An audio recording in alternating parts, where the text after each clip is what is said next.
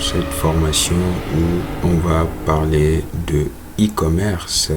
Lorsque vous voulez lancer votre business en ligne, bâtir une affaire sur Internet, le meilleur moyen, c'est de faire des ventes en ligne.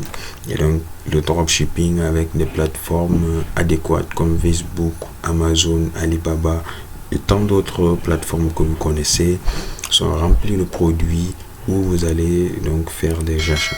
Aujourd'hui, avec le système électronique, avec l'avancement de la technologie et de l'Internet, tout donc se fait en ligne, d'accord? Pour acheter quelque chose, on fait, voilà, on utilise son téléphone rapidement, on fait des achats et puis ce produit nous est automatiquement livré.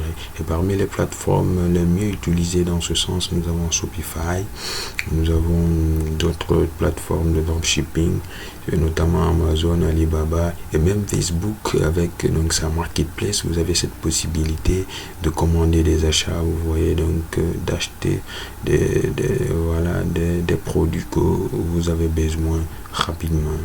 C'est extrêmement puissant.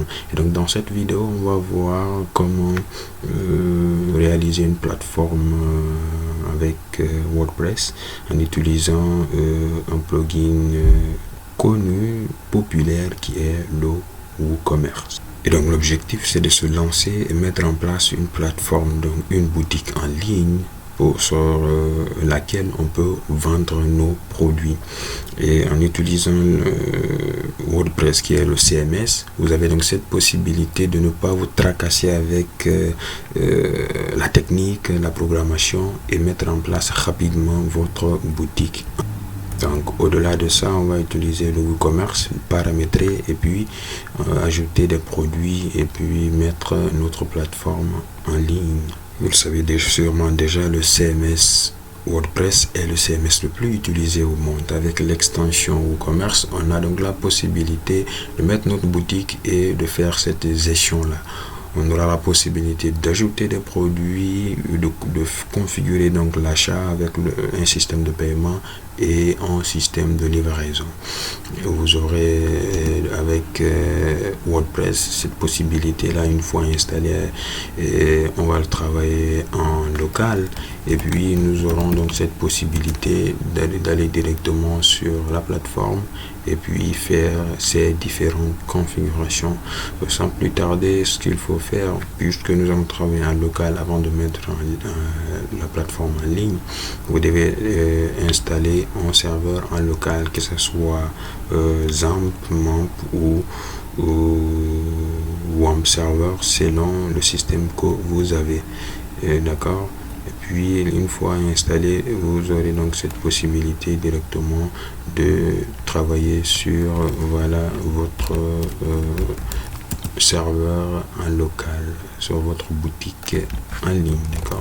Vous avez donc la possibilité de vous connecter et puis, comme je l'ai dit tantôt, on va utiliser un système de gestion de contenu appelé CMS, en l'occurrence WordPress. WordPress est connu pour sa stabilité et il est vraiment populaire. La plupart des sites, des blogs que vous voyez sur Internet sont faits donc à travers WordPress. Et il suffit maintenant d'utiliser une extension avec WooCommerce et puis configurer notre boutique en ligne. Ce n'est pas la seule façon de le faire. Nous avons plusieurs autres possibilités de créer sa boutique en ligne. Vous allez voir d'autres formations sur donc Shopify avec des formateurs sur YouTube ou avec le dropshipping.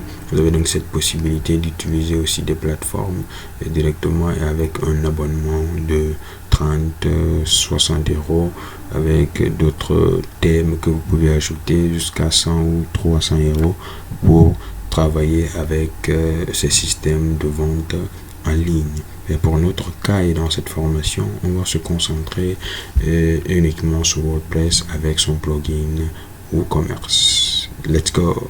Maintenant, pour se lancer, nous allons commencer par télécharger, comme je l'ai dit tantôt, un système un package qui va gérer notre base de données, nos données, notre boutique en local. D'accord? Pour cela, MAMP, lorsque vous avez un système Mac et il y a le XAMPP ou le WAMP server que j'utilise ici, si vous utilisez Windows, il suffit donc de le télécharger et puis qui va gérer que ce soit votre base de données en MySQL ou MariaDB et gérer aussi donc le serveur web. Donc il va gérer les pages web, ensuite il va gérer voilà l'application et le code. Pour ceux qui ont des Mac, ils ont donc la possibilité de télécharger MAMP. Donc MAMP, là vous avez une fois lorsque vous rendez sur le site, vous avez donc MAMP pour le téléchargement avec la version Macintosh. Une fois vous allez donc aller dans Free Download pour le téléchargement et puis vous avez donc la possibilité de choisir ici MAMP Pro, même pour Windows et pour Mac, d'accord. Pour votre cas, vous utilisez la version Mac, vous le téléchargez et une fois téléchargé, vous allez le retrouver dans les dossiers téléchargement. Vous faites l'extraction et puis vous l'installez, d'accord. Pour ceux qui utilisent maintenant Windows, vous avez la possibilité d'utiliser donc de télécharger WAMP Server, d'accord. Vous rendez donc sur le site WAMP Server Download, vous cliquez et puis vous avez donc cette plateforme là. C'est une plateforme de développement web sous Windows pour des applications web dynamiques à l'aide d'un serveur, voilà, Apache, comme c'est écrit ici. Donc vous défilez, vous voyez, ça c'est voilà les différentes descriptions. Ensuite, dans la partie téléchargement, vous avez donc ici les deux liens, WAMP avec 64 bits, WAMP avec 32 bits. Donc ici avec notre système, la plupart maintenant utilisent voilà, les 64 bits. Vous cliquez sur cette partie là et donc cette fenêtre s'affiche. Qu'est-ce que vous allez faire ensuite? Au lieu de remplir ces infos, vous cliquez sur passer directement au téléchargement. Voilà, une fois cliqué, vous avez donc le setup dans votre dossier téléchargement. Vous pouvez utiliser XAMPP aussi, XAMPP sous Windows. Vous pouvez donc l'utiliser, il n'y a pas de souci. Il suffit de vous rendre donc sur ce site Apache Friend. Vous avez donc la possibilité de télécharger aussi XAMPP pour Windows avec la version ici 64 bits et vous l'installez. Moi, dans cette vidéo, je vais vous parler de WAMP Server, qui est un package extrêmement puissant qui va nous permettre voilà, d'héberger nos pages web, la base de données et des applications pour notre boutique en ligne. Allez, pour un cas voilà, d'exemple, si vous voulez la procédure d'installation de XAMPP, il suffit donc d'aller sur cette plateforme là et puis vous cliquez sur Download et vous voyez le lancement directement du téléchargement. Une fois que l'exécutable est donc téléchargé, vous avez cette possibilité directement de le lancer, d'accord. Donc j'active le lancement une fois le téléchargement terminé. Et puis après on va directement voir comment l'installer sur notre ordinateur Windows. Voilà, donc le téléchargement est terminé. Je vais lancer directement l'installation. Ok, donc voilà la fenêtre qui vient nous demande directement de cliquer sur suivant et voici des éléments, les composants essentiels comme je l'ai dit tantôt. Avec la base, il y a la base de données, il y a l'hébergement des fichiers, le FTP et voilà le PHP. Donc je clique sur suivant. Ici voilà l'emplacement de mon XAMPP. C'est comme avec le WAMP server, il est automatiquement dans le disque C. Vous pouvez définir votre propre emplacement. Je clique sur Next, l'anglais ou le français. Donc ici je choisis l'anglais. Je continue suivant, Next. Et puis voilà la copie des fichiers. Donc mon antivirus, la copie des fichiers donc va commencer et l'installation va aller jusqu'au bout. Et donc une fois le téléchargement terminé, l'installation, on aura l'interface de XAMPP qui va s'afficher. Donc en attendant, on va autoriser ici le réseau donc d'accès. On autorise l'accès et puis on va ensuite terminer l'installation.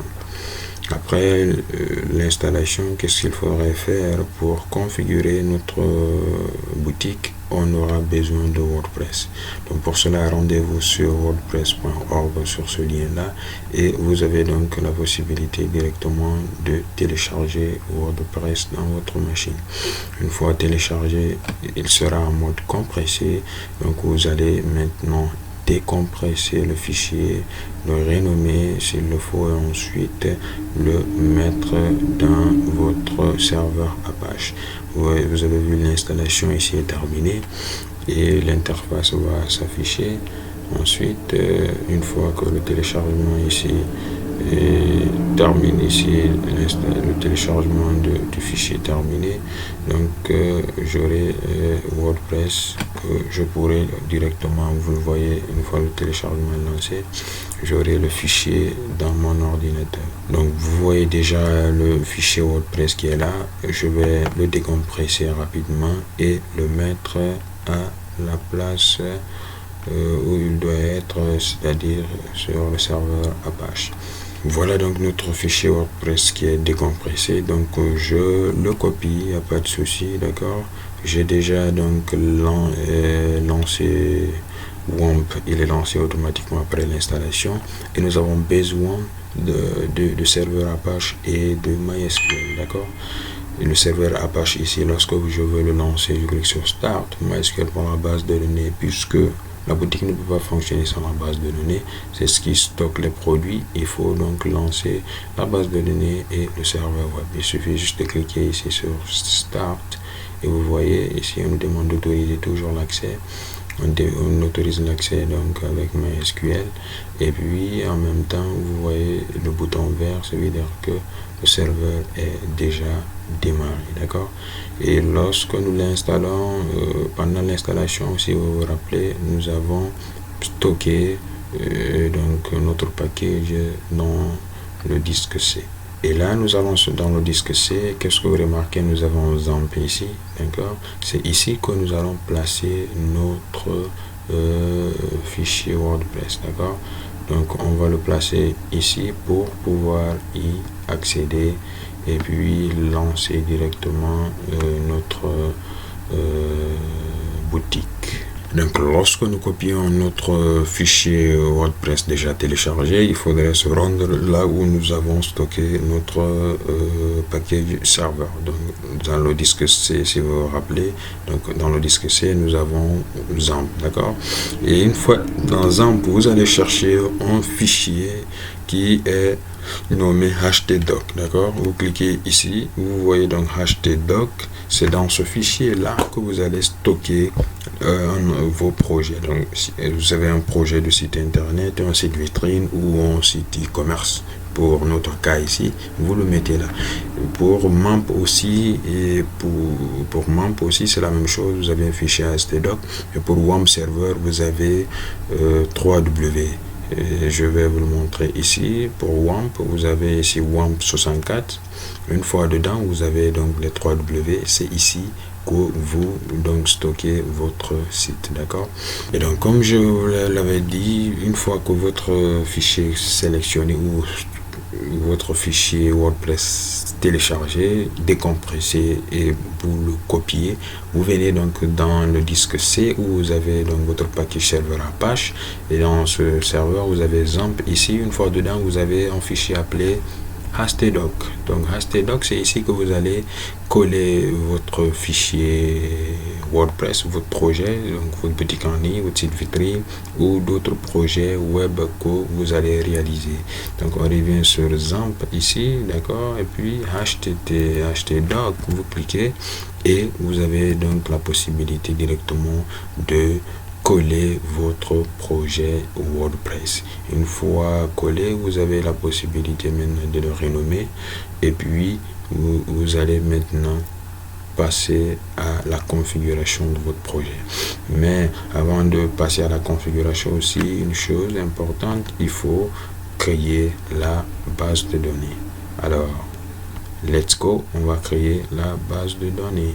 Alors, pour créer la base de données, vous avez plusieurs possibilités. Une fois que vous avez votre ZAMP déjà allumé, d'accord, puisque vous voulez configurer votre serveur de base de données, vous avez la possibilité de cliquer directement sur la partie admin et le navigateur va se déclencher et vous avez donc la possibilité d'aller directement faire votre configuration avec le PHP-MyAdmin comme vous le voyez ici, d'accord. Vous regardez, je clique sur admin avec le MySQL, vous avez directement le lien qui va s'afficher avec le PHP-MyAdmin, d'accord. Voilà, et vous avez donc l'interface de configuration et vous cliquez directement sur la partie base de données pour créer la base de données. Mais lorsque vous avez une troisième possibilité, disons que l'Apache MySQL et PHP déjà est activé, votre serveur Apache est allumé, vous venez, vous ouvrez votre navigateur, naturellement, vous venez ici, vous tapez localhost, d'accord, et là, automatiquement, le navigateur va reconnaître le serveur qui est déjà actif, et ici, vous avez le lien.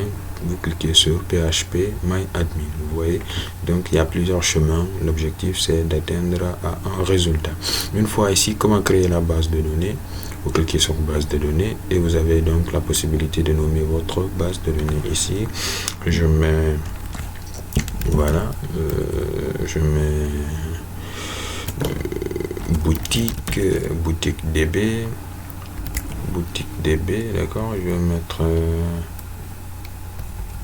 Je mets boutique justement et puis je vais mettre l'encodage UTF-8 général, d'accord.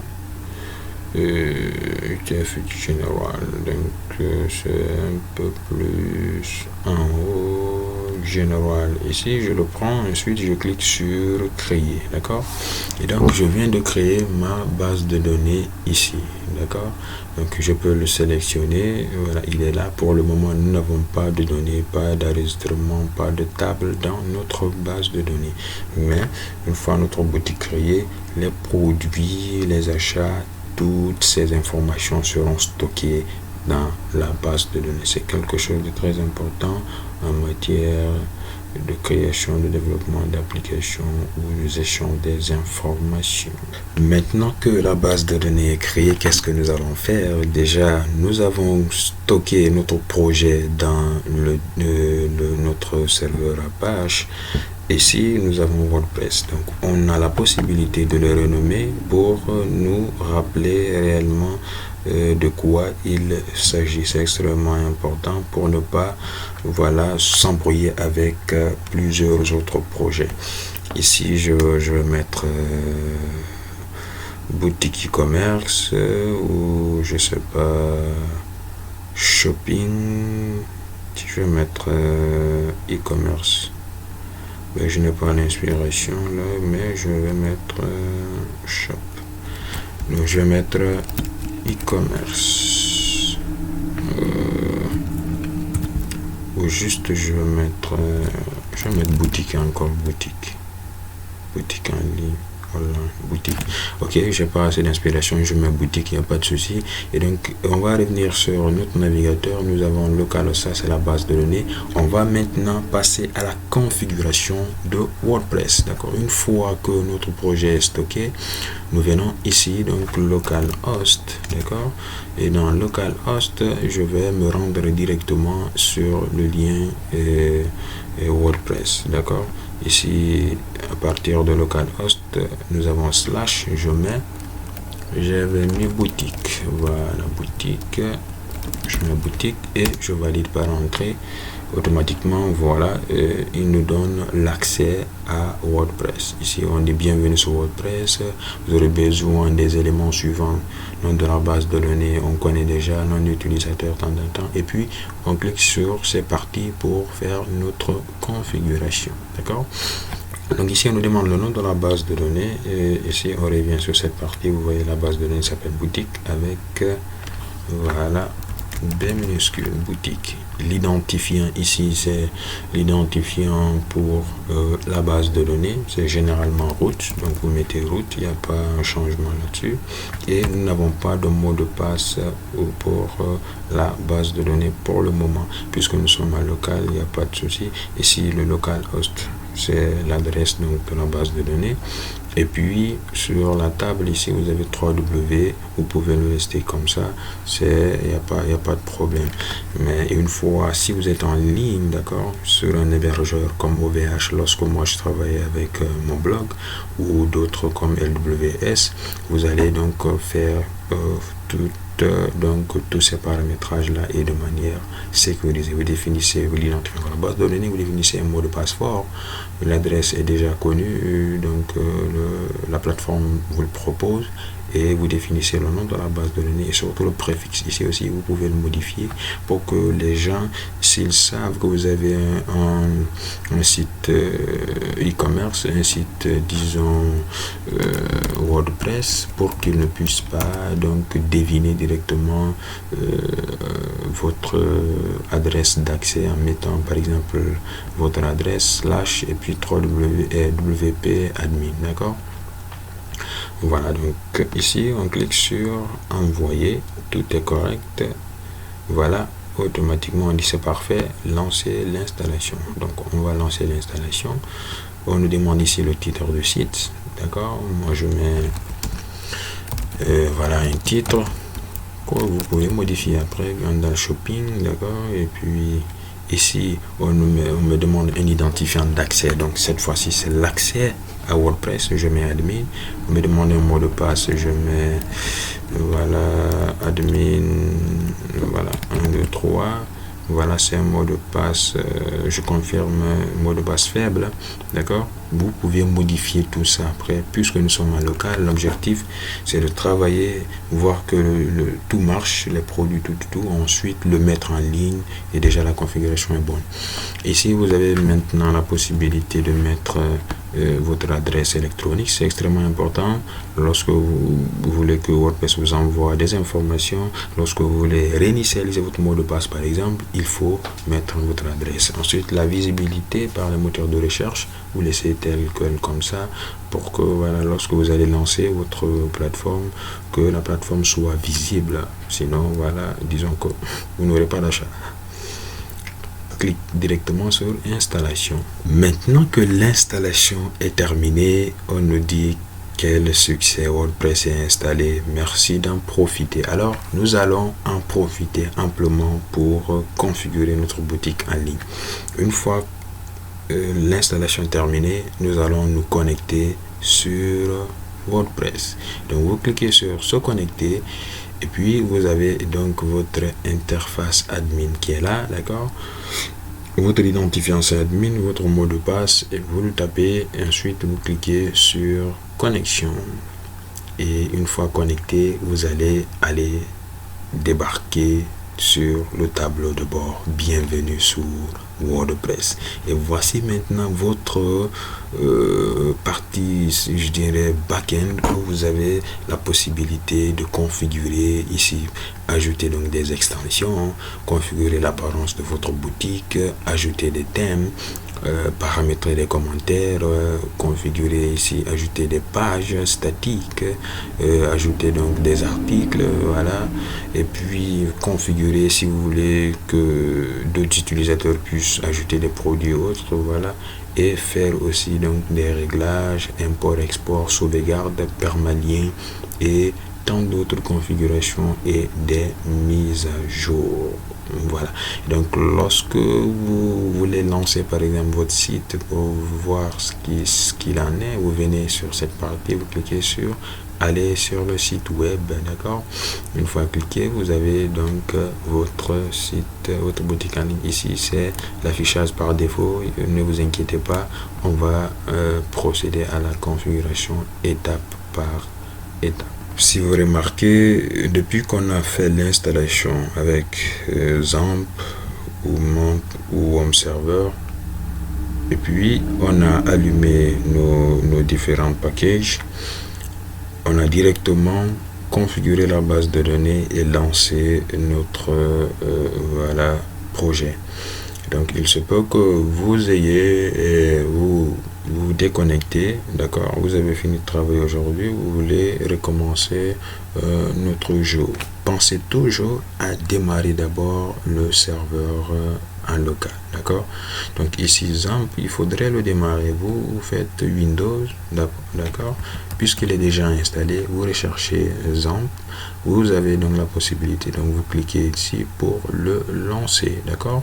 Si vous travaillez avec MAMP, c'est la même chose, vous mettez MAMP et puis vous le lancez. Si vous êtes avec WAMP sous Windows, puisque nous sommes sous Windows, vous avez donc WAMP Server, vous le démarrez. Une fois démarré, d'accord, vous avez maintenant ici cette partie là où vous avez Zamp ici, d'accord. Avec Zamp, il suffit d'utiliser cette interface là et puis lancer la page le PHP MySQL, d'accord. Une fois lancé, vous avez soit aller dans admin ici, admin, ou comme je l'ai dit tantôt, vous venez ici, vous tapez localhost. Donc une fois localhost tapé, si c'est pour la base de données, vous cliquez sur cette partie pour aller directement dans la base de données, voir voilà ce qu'il en est, d'accord. Puisque ici nous avons installé WordPress, vous avez automatiquement la base de données s'est mise à jour avec les commentaires, les options, les posts, les links, ainsi de suite, et les utilisateurs qui peuvent accéder directement à la base de données. Si vous voulez aller dans l'interface d'administration de votre site, vous mettez localhost, vous connaissez déjà le nom de votre projet, vous mettez le nom du projet qui est boutique. Vous voyez directement, vous êtes sur votre plateforme ici, mais vous n'êtes pas sur l'interface d'administration. Qu'est-ce que vous faites? Vous venez, vous mettez W, donc P, vous mettez admin, d'accord.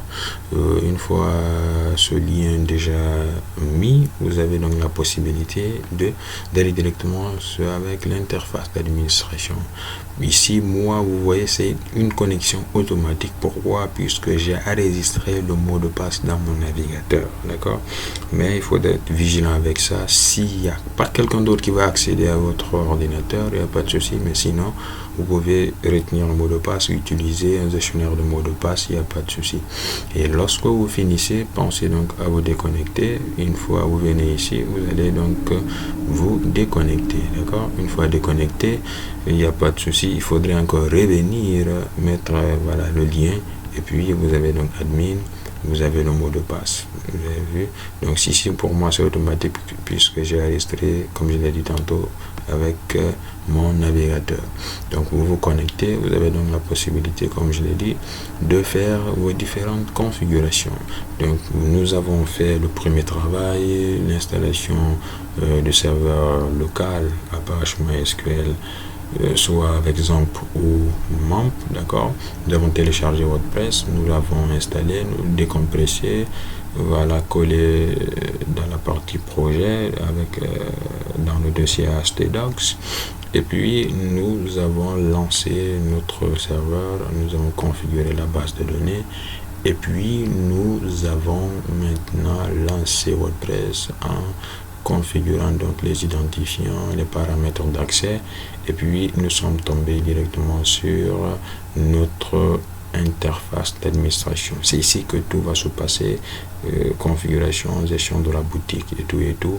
Vous avez vu que vous n'avez pas assez besoin de la programmation, juste peut-être des bases techniques qu'il faudrait avoir à la longue, voilà. Et après vous pouvez lancer directement votre plateforme. On en viendra, on se limite là sur cette partie là. J'espère que vous avez aimé, partager avec vos amis, poser vos questions, et puis si vous voulez qu'on aille un peu plus ou d'autres vidéos de ce genre là, n'hésitez pas à réagir, et puis on va se retrouver dans la prochaine vidéo.